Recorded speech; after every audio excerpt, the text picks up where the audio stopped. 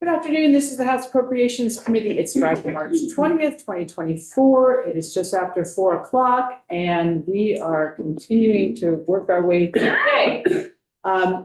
Emily from Joint Fiscal is going to give us some update on some numbers. Sometimes things change at the last minute. And we have 2 more bills to hear, which is age 67. The Government Accountability Pilot Bill, which we'll talk about. That was in the, and then H772, which is the landlord tenant bill. And then we're going to have some other spreadsheets, I think, besides what we're talking about today. I don't know what else we're going to get from Emily.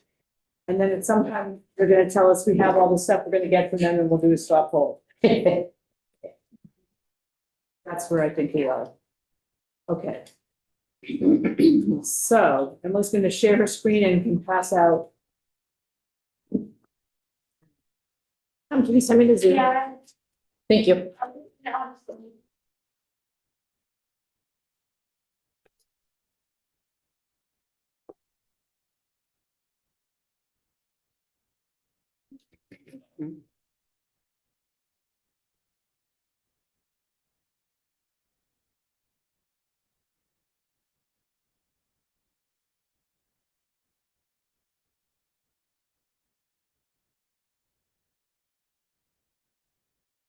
Okay.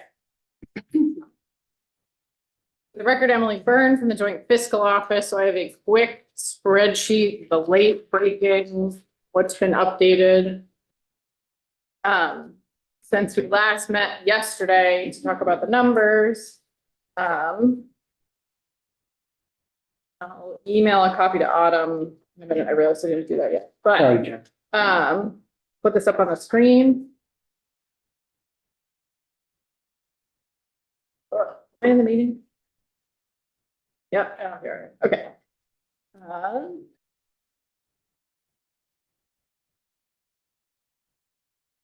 So since we met last night, there have been a few updates on the budget front. So your colleagues in House Government Operations passed the FY 2027 Pay Act bill earlier this afternoon. In that Pay Act bill, some numbers were finalized regarding how much the Pay Act bill was going to cost between the executive branch, the judicial branch, and the legislative branch. Your budget construct was carrying a $2 million increase in anticipation of needs at the judicial and the legislative branches. When the final numbers came in from the executive branch, they actually had about $2 million decrease in their Pay Act need. So the net impact of they could lower the governor's recommended Pay Act number, which means the $2 million that you all had set aside for anticipated additional needs is no longer needed. So the net impact of the executive branch's changes and the additional needs in the legislative and judicial branch mean that there's a $2.28 million difference between the version you guys were working from and what's actually going to be appropriated in the Pay Act. So there's another $2 million available to spend in FY 27. So if we take that additional funds from 2020, the updated Pay Act numbers, plus you had a little bit of money that was unallocated on the bottom line when we finished up yesterday, just shy of $500,000. It brings the available funds available to the budget of to $2.78 million. And then do you want me to walk through these? Do you want to walk through them? So I can talk about this. We had H67, which is the Government Accountability Pilot Project, on our spreadsheet that we had liked at the time for $150,000. I recommended taking it off because they actually needed $150,000 for 2 years. And I didn't think that we would be able to come back next year. There are people in the building for whom this is an extremely important bill. We're going to hear it in a moment. And so in talking with the Joint Fiscal Office, who would be the ones who would be getting this fund, rather than doing one time this year and hoping we had one time for next year when they have to hire a limited service position person, we don't really want to say to them, well, we think we have you for a year and we hope we'll get money for the next year. it just makes sense to do one time for 300,000, so that will just cover the project and cover the bill. And then the next piece is the towns that I'm calling it the Northeast Kingdom flooding. I was not here when Doug Farnham came in. We're not using the 50 million, but this seemed like an appropriate way to, without setting precedent, to be able to support those towns with the numbers that he gave us on the sheet. So that's there.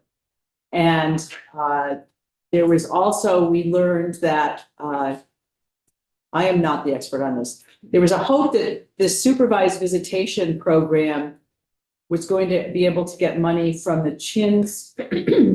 Yeah. And can you explain this? I'm not going to do it justice. Actually, Trevor is best able to explain Shin's money. Oh, no, I mean, I can explain it. Yeah, the money part. Okay. Yeah, the CHINS project, in this rate, What does CHINS stand for?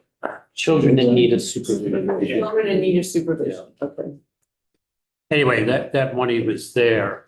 And the use of that money has to be connected to the juvenile docket and judicial system, whether it's judge, whether it's got to be related to that.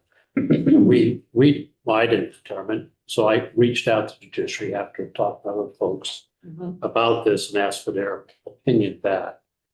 Opinion I got back from Judge Sony, the administrative judge, is that there's not enough of a nexus between what's being asked and what that's for. So it's not available. So it wasn't available. No. Okay. And then actually, Mike Murky, do you want to explain what this is about, the program? Sure.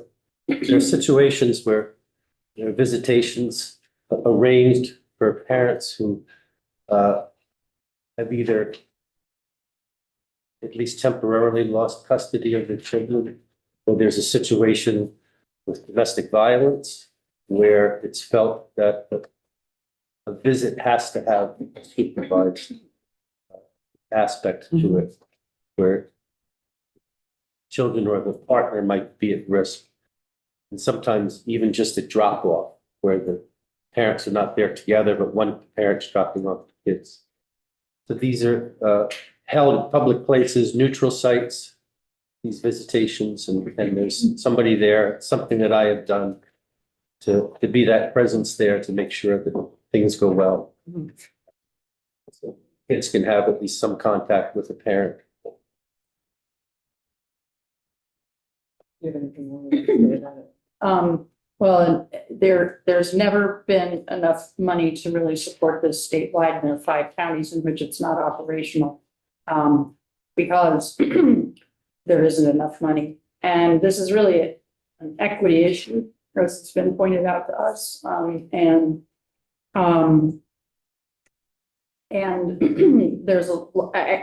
There is language in the Human Services memo that would ask DCF. DCF is going to receive money from the Center for Crime Victim Services that goes to the network for this kind, for facilitating these visits. It has 100,000 in its own budget and the Office of Child Support.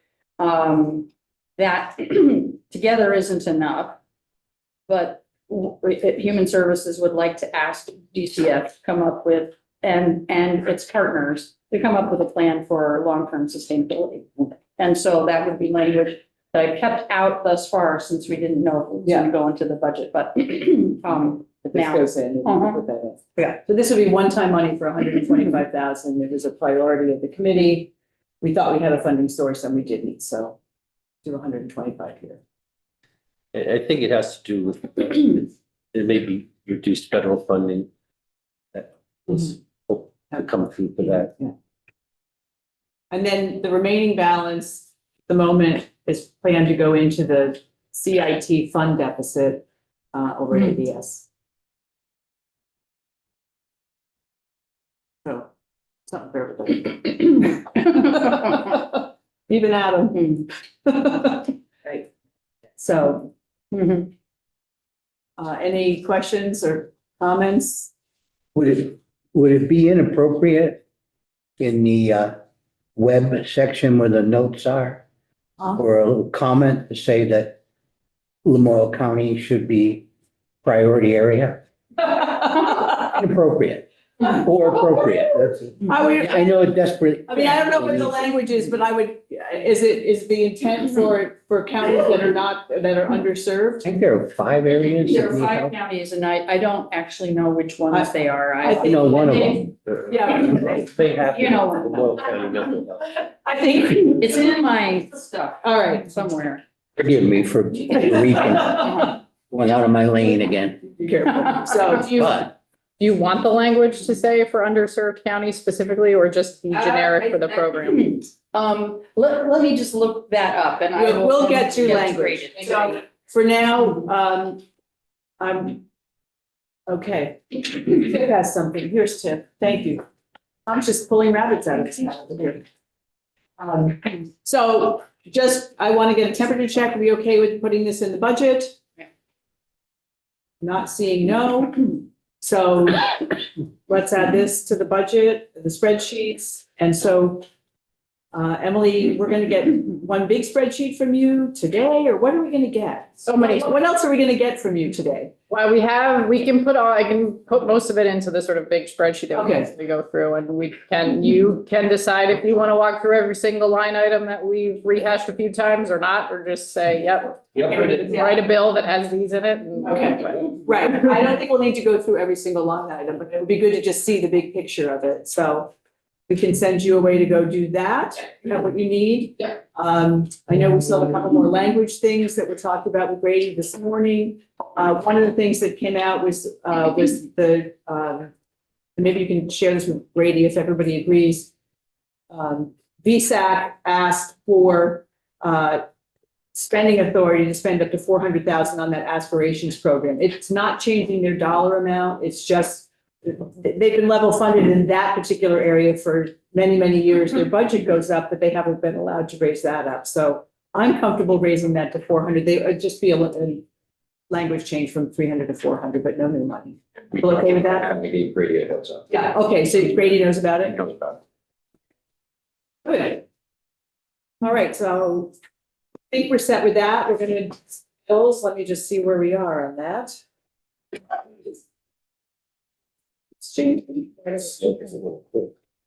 We're close to almost on time. Is Tim here? Oh, good. H67. Oh, wait, So the issue we were talking about with the Secretary of State. yeah,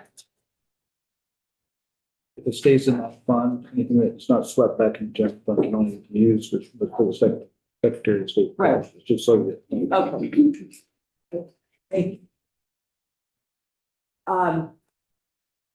H67, and before we get to amendments, we need a refresher on the bill, because somebody asked me what was in it, and I could say a sentence, because I know the big picture, but I've lost the rest of it. Happy to provide that. H67, that would be like last February. Yes, it came to us. It came to us, and then it went back to GovOps, and then it came back to us this year. Right. And for the record, Tim Devlin, Legislative Counsel. I last spoke to the committee on this, I think it was 10 days ago, which seems like. It's only been 10 days. But happy nevertheless to provide that refresher. This is a bill that essentially will task the Joint Fiscal Committee with a certain project to be called the Pilot Government Accountability Project, which aims to examine governmental practices, make recommendations on improving those practices, and develop effective tools for evaluating government accountability. Indeed, there's a long history of various iterations of what was the Government Accountability Committee, or GAC. There was Government Accountability, it was sunset, replaced by a summer GAC, and that was sunset. And then there were various proposals to bring forward those recommendations, ultimately resulting in this project to be conducted by the Joint Fiscal Committee. Well, Yeah, the original bill for us, it's not on our committee page. Autumn's going to put it up, Not a problem. but.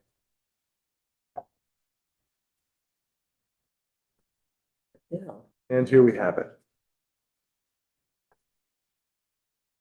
And Not a very long bill, it's only 5 pages. correct.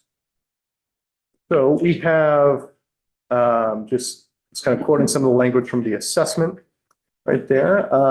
We have some kind of purpose language, beginning, which is aspirational by nature. And then we have the charge of the committee supposed to be going through, specific for this project, items like examining issues selected by the committee, review of program performance, consideration of evidence and evaluation, identification of effective practices and improvement opportunities, and support for alignment of policy, funding, and outcomes, monitoring of follow-up actions, coordination with existing oversight entities, surveying of data, and data impact. Let's see, there we are. The big thing for me is that there's this assignment with the Joint Fiscal Committee that, in addition to its other duties, will conduct a pilot government accountabilities, Joint Fiscal Committee,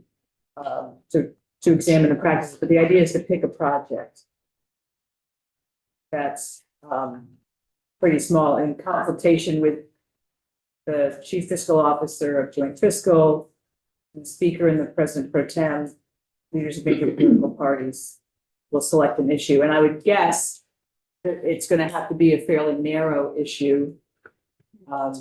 It's not going to be like, let's look at DCF. Is this I know it's a 2-year term, the contract, Yeah. 2-year term, but then obviously we have $150,000. I bet you noted down that was for 1 year, but are they gonna pick 2 projects, like one for 1 year, one for another year, or? Are we looking at one Maybe thing over Catherine 3 could years? come to the table if you don't mind. Thank you, Catherine Benham with the Joint Fiscal Office. It's, I guess it's what I envisioned. I think we should do the first thing and figure it out. Maybe we do 2 the second year. If you remember, we talked about modeling this on the IT consultant that we started with. So the first year would be the year to figure out how you're measuring things, what the report looks like, what you do. And so I think it depends a little bit on what we find and whether it's a big one or 2 small ones. I don't have a strong opinion on that. And I will work with people I try to work with a broad range of people to reach some consensus on what the topic should be. So would this be, this is all fictional, so just take it for like, the auditor does their reports, they pick a department. And they study some piece of it, not the whole thing, and then they come out with a report. That's the auditor's opinion, they've got a different point of view of what they're looking for. How would the projects that you would take be different? How would that be? What would we get as a work product?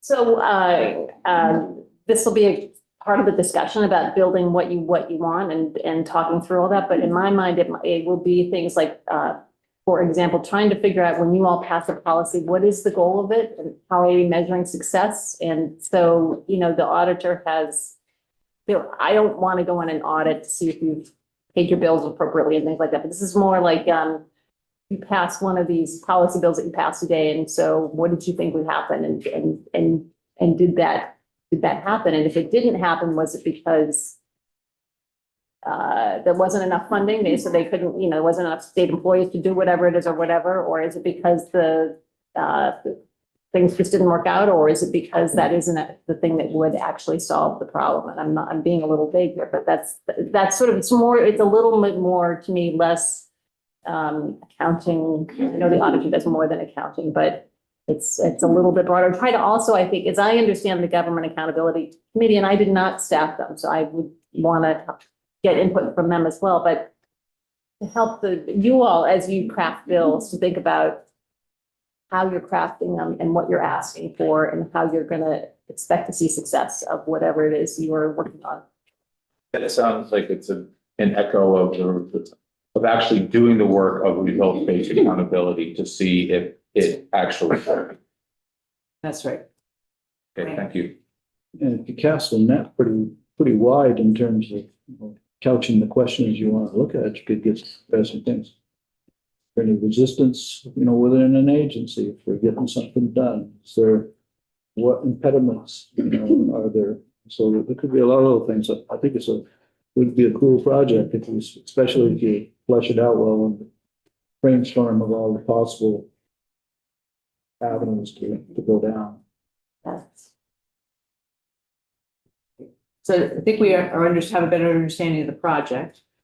Or the bill, sorry, we don't know the project yet. Okay, so. I'm losing my train of thought. So there was a amendment from GovOps and then there's our amendments. Did I have that right? Yes, the bill, as you probably have it, is actually a strike all amendment brought forward by the House Government Operations and Military Affairs Committee. And then there's an amendment from this committee that I share right now. Okay. So we have, this impacts section 3, penultimate section having to do with the legislative joint fiscal office consultant, or which enables the, in support of this project, JFO to either contract with a consultant for a 2-year term or create a new exempt limited service position for a 2-year term. The highlighted portions here just indicate the new text. It did say temporary service position, which has been changed to limited, so that the position may receive benefits. And then the appropriation was 150,000. It's been changed to 300,000, and then to be used for project personnel over a 2-year period. That's been specified there. That was pretty clear what we're doing, right? The reason I'm confused, we don't need to post, let's unpost that Ways and Government Ops amendment from last year. It was from the wrong year and it was throwing me off entirely. That's why I was so confused, but it's irrelevant to this bill. I'm posting this. We're posting the bill and not the amendment that they had from a year ago with a Yeah. different bill. Yeah. So it's the bill and it's our amendment to the bill, and that's it. Okay, No, Lynn, GovOps has a straight all amendment. I just. Right, that's the bill, though. Wrong. yeah, thanks. Lynn? So we're authorizing essentially $150,000 in 2027. And we're doing a one-time appropriation of $300,000 that can be used over a 2-year period, FY 27 and 28. So we're not binding future legislators because we're appropriating the money now. So where does that fit into our? That was the 300,000 that was on that little spreadsheet that Emily just gave us, the thing that looks like it says 30. Age 67. Yes, okay. Okay. So that's already. So we've factored in. accounted, yes. Okay, just want to be sure. I am not gonna spend more than we. We do have a lot of zeros on Yeah, this. do we have the right number of zeros? Yes, there's a That's period. the point. It's got the sense in that too. We had a bill this morning that had 300, comma 00. It's a made up number. Anyway, nope, that's the right number. All right, any other questions on H 67 from the committee? Are we ready to vote on our amendment and then on the bill? So moved. Thank you, that's on the amendment. The amendment. It's the John and Dave show, Dave and John. So we are going to vote on our amendment, which is the one that you see on the screen. Not seeing any further discussion when the clerk is ready. Representative Blumley, Yes. Representative Dickinson, Yes. Yes. Representative Feltus, Yes. Representative Kaczynska, Yes. Representative Roche, Yes. Representative Rowicki, Yes. Representative Nigro, Yes. Representative Squirrel, yes, Representative Stevens. Yes. Representative Yak Yes. and I'm shutting. Yes. 700 on. And then I'll entertain a motion to approve H 67 as amended by GovOps and further amended by appropriations. I'll make that. We'll do John and Dave this time. What a team. Okay, let's call the roll, please. Okay, Representative Blumley, Yes. Representative Dickinson, Yes. Representative Feltus, Yes. Representative Kaczynska, Yes. Representative LaRoche, Yes. Representative Rowicki, Yes. Representative Nyberg, Yes. Representative Squirrel, yes, Representative Stephen. Yes. Representative Paxton, Yes. Yes, 7-0. thank you. As the legislative. Is that Tom? Tom, this is your bill. And while we're just here, I just texted Mike Niagara, I was distracted. I think Mike actually did the yield bill last year, because it's taxed. Try to slide it to you, John.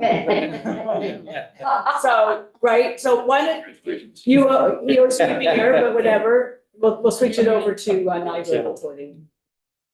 What are we doing? The yield bill, 9, I already signed it. Did you already send it? we're gonna change it. But we can make a change. You can change it. You can change to. And copy him, and then he can say, no. It it's needs to come really from me. you. I can't do that. No, if you guys can arrange that, that would be great. Thank you. Thank you very much. You're welcome. Send me what I get. It'll be very short. They can. Okay. I have to stay on top or else I'll be totally confused. You're gonna have one out there. Forever, a little bit of time, so big that. So that would be.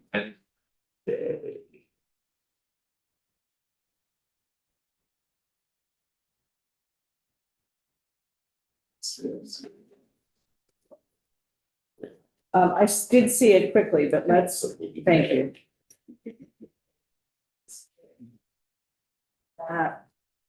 Switch this to say, that feels more like the right person. I don't know why, I just, yeah. I think I'm just. Which is this one? 772. So our last bill, besides our budget, is H772, which is the landlord tenant bill. And we have an amendment. Judiciary had an amendment. Are we gonna see that? And did they don't have possession, we have possession. They did a straw. And will you also come to the table, Cameron? Yes, ma'am. Thank you. And who else is there anybody from JFO on this? I don't know. Okay, I don't know, I think we really need Cameron for this one for the most part. So the bill came to us. We had Martin Malone, the chair of House Judiciary, came this week, Tuesday, no, I guess it was Wednesday, wasn't it? 2 days ago, and talked to us about what they were looking at, because he had talked to the judiciary branch and about days and things like that. And I think he actually, did he go over his amendment with us at the time? He may not have, he may have talked a little, Martin. We have. Yeah, We have his amendment, so we saw that. it's slightly changed. Okay, so we have a new amendment, so let's look at the judiciary amendment. Is that gonna be offered on the floor? Yeah, you do it. Yes, I believe so. Okay, Camera is. and I think Rep. Burdett was a sponsor of the bill. Ended up co-sponsoring it. So I ended up co-sponsoring the bill, Yes. so I kind of really lost track of that, so it's, help us out, please. Okay. For the record, Cameron Wood, Office of Legislative Counsel. I will share my screen and walk through what the Judiciary Committee just looked at and straw polled out this afternoon. The House General Committee reviewed it as well and did a straw poll, finding it favorable for the individuals who were there. And I think they were holding it open for the remainder individuals who were not present. So we walked through this just the other day. There were just some slight alterations from the version that we reviewed. So the version here that you see, as mentioned, it is being sponsored by the chair and the vice chair of the Judiciary Committee. So hang on, I'm not seeing that amendment on our page. I just, I didn't realize there was a new. Okay, let's, And apologies on my end, I did not share that with all. I now see it, draft 7.1 Lalonde amendment. Yeah. Yes, ma'am. Okay, so Lalonde and Burdett were the two that put their names on the co-sponsored amendment. Okay. Yes, ma'am. And so the changes that from the version that we reviewed the other day, as far as my recollection goes, was found on page 3. if you remember, there was some discussion about the motion that can be filed to require a defendant or a tenant in an ejectment action to have to pay rent into court. And that is current law. And there were some changes from the House General Committee that would remove the ability of the court to require partial payment of rent into court. And so the report from that committee would require full payment of rent in all instances. And the amendment that we reviewed at the time that was being proposed by the chair of the Judiciary Committee removed the strike through of the language in the sub G on this page. So it would allow the court to issue partial payment or award partial payment, but it conditioned that sub G under two circumstances. At one point, the individual had to show that there was an undue hardship, and then there was a second subdivision there that would allow for partial payment in the event that the landlord was not meeting the landlord's obligations of habitability or other obligations imposed under that chapter. Just raising that up because that's how the amendment was looked at when we reviewed it last. All of that information's been struck. The conditions that were being imposed on the sub G. So what you have now is this amendment keeps the recommendation from the House General Committee of striking partial payment up here in subdivision D. So if the court initially finds that the defendant is obligated to pay rent, the court has to order full payment of rent into court under this section. However, this amendment that the Judiciary Committee found favorable for the individuals that were there would allow a tenant to request that that be reduced. And it doesn't put any conditions on the court of having to make a finding that either the tenant can't pay or the landlord isn't complying with obligations. So it gives that discretion back to the court to determine that circumstances exist that should require there be partial payment of rent into court. So as you can see, it's not new language. It's recommending that the House General recommendation be undone, essentially, that the language be kept to give the court that discretionary authority. Does that make sense? Okay. Yes, Lynn? I'm trying to follow it between the two amendments, and I'm not quite sure where you are. According to what my notes are, is that section 3 was eliminated and replaced. Is that correct? To the top of the next page, page 3, Yeah. that highlighted language has been removed in this 7.1. Okay. Right. So is that the G that's crossed out here, or where is that G? Yes, ma'am. That is this one here. Yes, ma'am. And then little I, So the little I is being recommended in the amendment, and it has in some instance been there from towards the beginning of the work on this amendment coming from the chair. That is the other change, though, is there was a second sentence in the little I here. So the I was initially put there to allow the parties to come to an agreement. So again, initially, the House General Committee was taking all authority away from the court to issue partial payment, but they wanted to allow the parties to come to some agreement and for the court to honor that. And so that's why the little I was initially put in place to say, if the parties come to an agreement at any point, they can motion to the court to reduce payment. That's still remaining. right? And then there was a second sentence in that subdivision that said that they needed to provide an affidavit to the court outlining the facts of the agreement. Some of the parties felt that it wasn't necessary. I agree. It isn't necessary if the parties have come to an agreement, and if the court wants the information about the terms of the agreement, the court can ask them for it at that point when the motions are filed. So it wasn't absolutely necessary to have. Some of the parties wanted it struck. I didn't have a legal concern with it. So that second sentence is simply removed. And I believe my recollection is those are the two changes from the amendment that we reviewed previously with you all. earlier this week from sponsor. So the remainder of the changes here, the change to the process, which requires, if you remember, we talked about this new ejectment process and the language being put in, and the threatening behavior for the expedited hearing. All of this information remains the same from when we reviewed it last.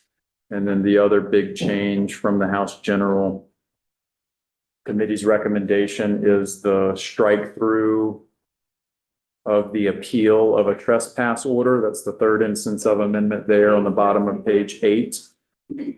Oh, at the bottom of page 8. And this hasn't changed since the last time we discussed, just highlighting that these are the other amendments that are in this proposal.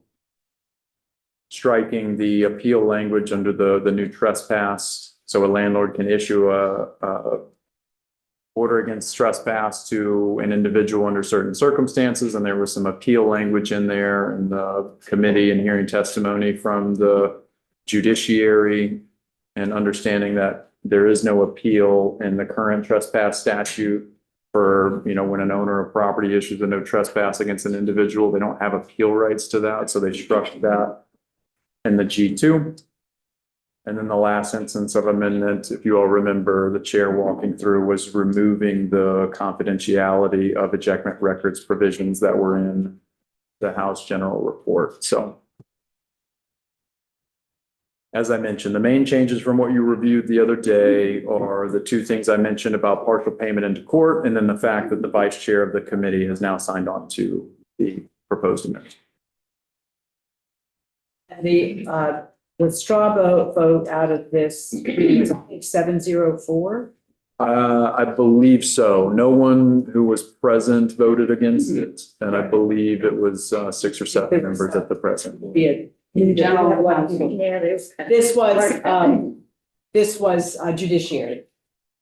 And then the General and Housing Committee was 704. I know that. Well, no, that doesn't, oh yeah, 70. So they were both 704.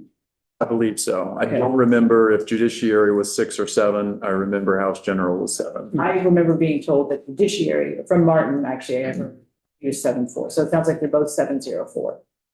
Tom, did you have a question? No question, yeah. Oh, okay. Your hand was doing its, I have a question thing. Okay. I don't want to miss somebody if they have a question. Okay, so that's the amendment from there. And then the last amendment is our amendment. Yes, ma'am. And I took the liberty of drafting something up, anticipating the possible desires of the committee. And what I've done here is I have a draft 1.1 of this bill. It has 3 instances of amendment. The first 2 instances, they're in section 7 and then in section 9, are adding the contingency language that you all put into certain programs to leave the program language in place, but indicate that there's no requirement to implement said program unless there's an appropriation that is made in the budget. And so section 7, if you all recall from a little while back when we did the walkthrough of the underlying bill, this is a credit reporting program through the state treasurer's office, where the state treasurer would work with landlords and tenants to report those rent payments onto the individual tenant's credit reporting to help them build credit. There was $100,000 appropriation in the appropriations section for that program, and the treasurer's office has indicated they would need those funds to administer the program. So I've added that subsection G at the bottom of that session law section to state that the duty to implement is contingent upon an appropriation in fiscal year 27. And then section 9 is requiring CVOEO to do both tenant and landlord training development, or to develop a training program for tenants and landlords and to offer that to members of the public. And there was an appropriation for that as well. So I added that subdivision D under the second instance of amendment that the duty to implement that section is contingent upon an appropriation. And then in the third instance of amendment, I'd struck the appropriations section entirely.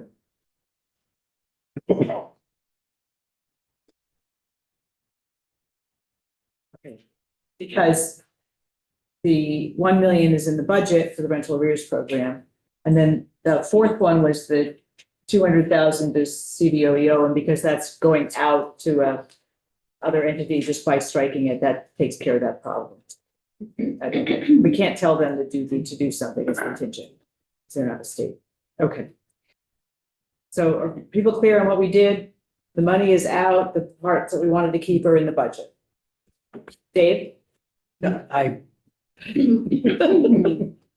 I'm guessing wrong. no, you get it right. I didn't want to hold this up with my indecision. I'll decide on the spot. Yeah. Oh, okay. Well, so, any questions about our amendment? Okay, so what I'll ask is for us to vote on our amendment. I believe we cannot vote on judiciary's amendment because it's not going to be ours. I mean, we can do a straw poll on judiciary's amendment. And then we will vote on the bill as amended. And I think that covers all the amendments. Yes, ma'am. Okay. There's just your amendments and then the proposed amendment from the chair and vice chair of judiciary.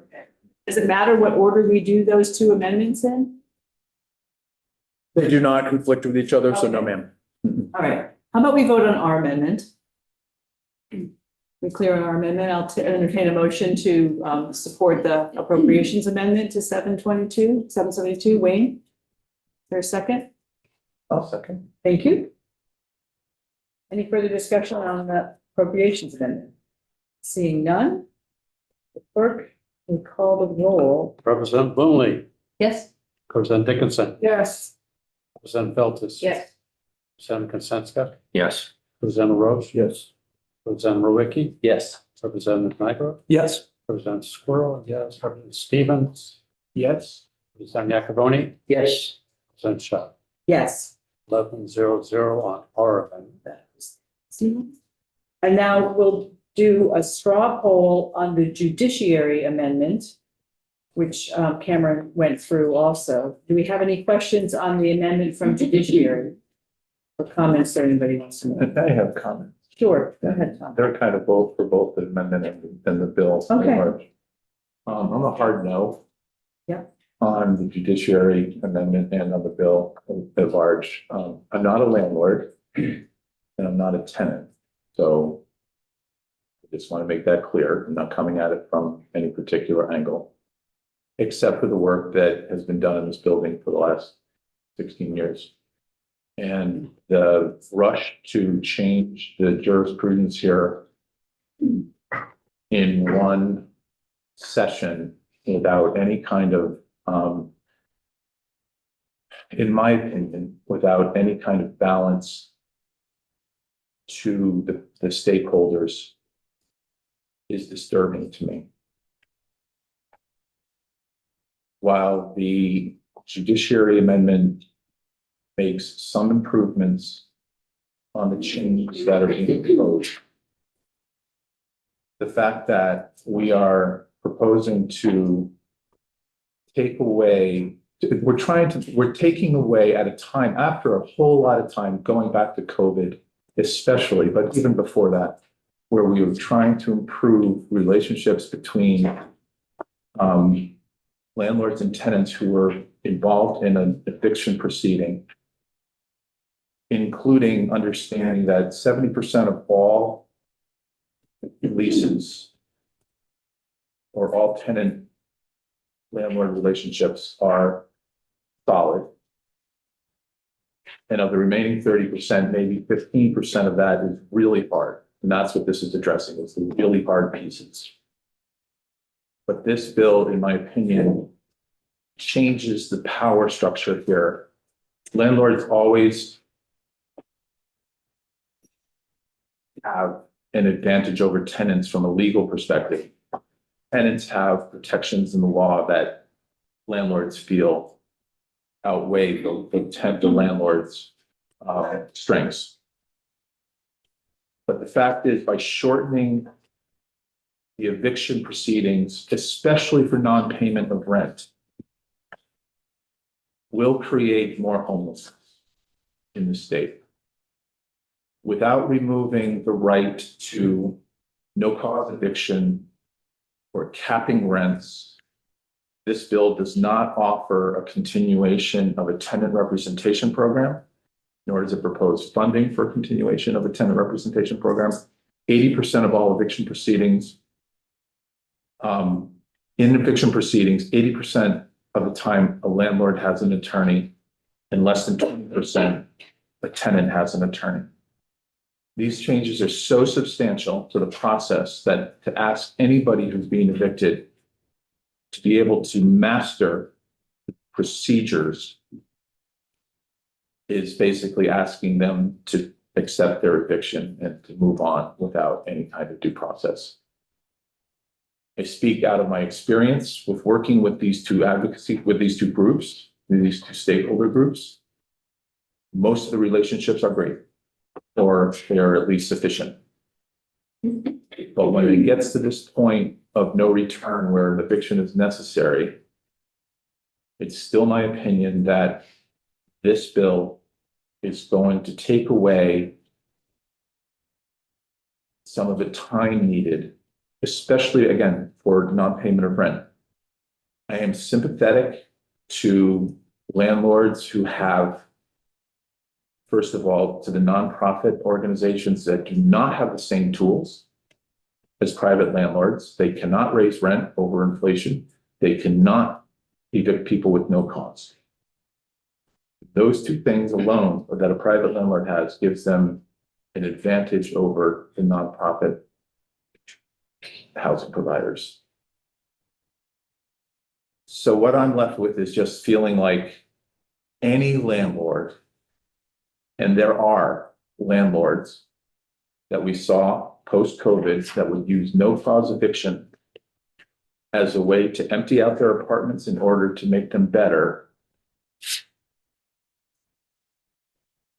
They don't have to worry about any of the other four causes. For the people who have suffered through landlords and tenants, who have suffered through the violence that has increased, the damages to the property, I think there's merit to having expedited eviction processes. But this bill doesn't discern between those, separates it out, it describes it, but then it includes non-payment of rent and other reasons for evicting on a short-term basis. So I can't support anything that I don't feel has gone through a legitimately long process of understanding what this can of worms is and who we're dealing with. And I think in the end, in the simplest way of putting it forward, this will create homelessness at a time when we're trying to reduce homelessness. And I don't believe in pouring gas onto that fire. So I'm going to vote no on this bill. It's not ready for prime time. There are elements of the bill that we're funding, which are sufficient, which are fine. But I think at heart, this bill contradicts all of the work that AHS is doing on creating a program to help end homelessness, because it's going to add people to that system. So I'm a hard no. Thank you for your comments. Appreciate it. Anybody else want to say anything?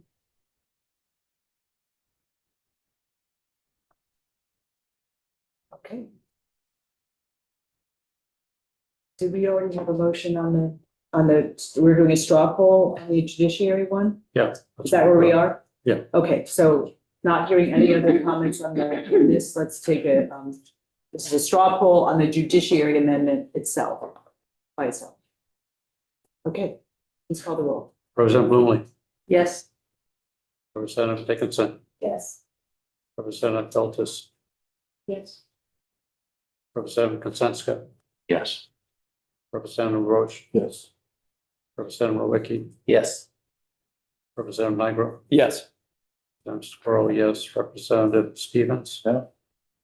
Representative Yakuboni? Yes. And Representative Chai. Yes. 10-1. Okay. And then the final vote for this bill and today is H 772 as amended by the House first one? District. No, we can't. Us? Yeah, and I'm trying to see the original bill. I can't remember. Did they have an amended bill? That was just a roll call. Okay. Yeah, so So- amended by House General and Housing, Military Affairs, further amended by House Judiciary. I mean, Okay. Housing in general. Housing in general and further And amended further amended by, by appropriations. Okay. Is there a motion? Thank you. Is there a second? Second. Mike? Any further discussion? We know what we're voting on. It's the bill is amended by us. Okay. When you're ready, call the roll, please. Representative Blumenle, Yes.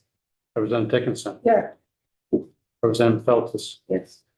Representative Consenska, Yes. Representative Roach. Representative Wiki, Yes. Representative Nigro, Yes. Squirrel, yes. Representative Stevens, No. Representative Yakuboni, No. No. Representative Shai. Yes. So it's 9-2-0. 920. And is this yours? too? Yep. He does a lot of bills. Okay. Thank you all very much. With any luck, other than the budget, that is the last bill that we are going to have to look at. Good job, everybody, or at least for ever, not forever, but for a while. That is it. So we did another 1, 2, 3, 4, 5, 6, 7. I think we did 9 today and we did 9 yesterday, so 18 bills. Excellent. I'm going to confer with Emily at the moment before or should we take a break? Yeah. Okay, and then how much time do you need before we come back with language and spreadsheets? I don't have anything. Just need 10 minutes. To decide or to come back? Why don't we come back